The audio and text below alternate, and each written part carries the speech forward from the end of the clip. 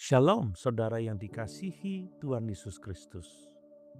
Hari ini kita melihat pertemuan antara Balak dan Bileam. Balak membawa Bileam ke tempat yang strategis untuk melihat sebagian bangsa Israel dengan harapan Bileam akan mengutuk mereka. 7 mezbah didirikan, korban dipersembahkan, semua tampak sangat religius. Namun ada satu hal yang Balak lupakan. Ritual manusia tidak dapat mengubah keputusan Tuhan.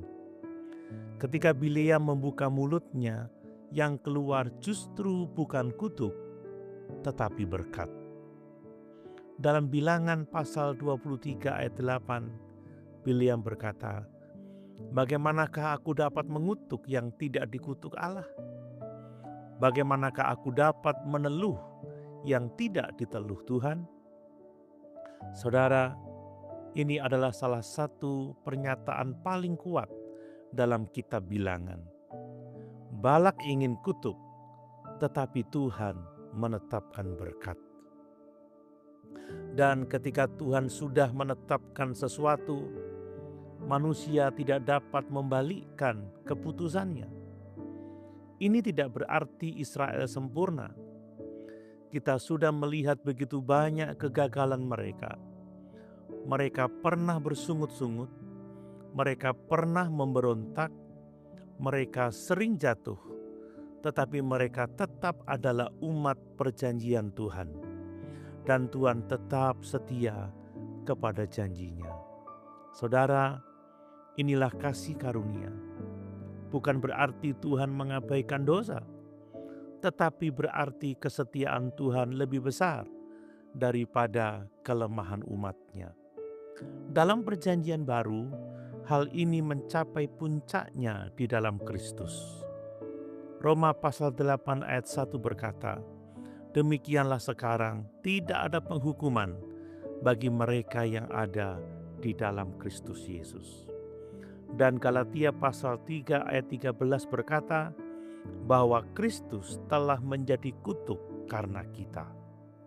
Artinya kutuk dosa telah ditanggung di kayu salib, supaya umatnya menerima berkat keselamatan.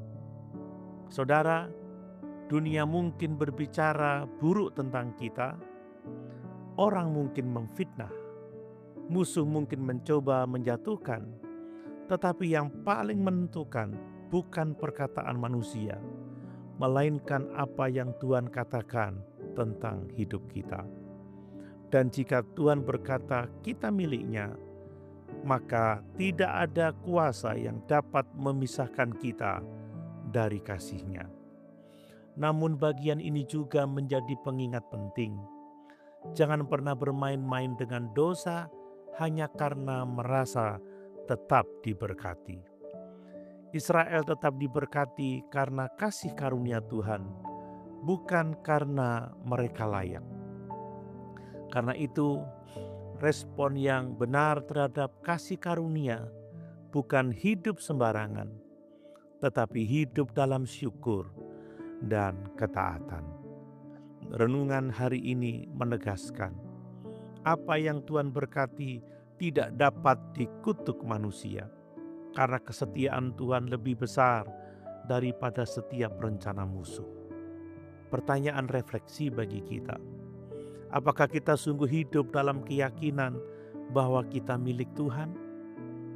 Apakah kita merespons kasih karunia Tuhan dengan hidup yang semakin taat? Mari kita berdoa. Tuhan yang setia, kami bersyukur karena di dalam Kristus Engkau menerima kami sebagai umat-Mu. Terima kasih karena kasih dan berkat-Mu tidak bergantung pada kekuatan kami, tetapi pada kesetiaan-Mu sendiri. Ampuni kami jika kami sering takut terhadap suara manusia, lebih daripada percaya kepada firman-Mu. Teguhkan hati kami, ya Tuhan, agar kami hidup dalam iman, syukur, dan ketaatan kepadamu. Di dalam nama Tuhan Yesus, kami berdoa. Amin.